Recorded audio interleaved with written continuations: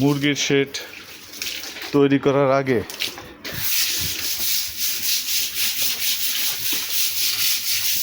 এভাবে জীবাণুমুক্ত করতে হয়। জীবাণুমুক্ত করে 1 সপ্তাহ রেস্টে রাখতে হবে, তারপরে বাচ্চা উঠাতে হবে। জীবাণুমুক্ত করার পদ্ধতি: 100 লিটার পানি,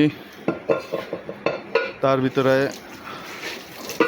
হাফ কেজি দুইটা, 200 গ্রাম পটাশ, 2 কেজি লবণ, 2 কেজি কেরোসিন তেল,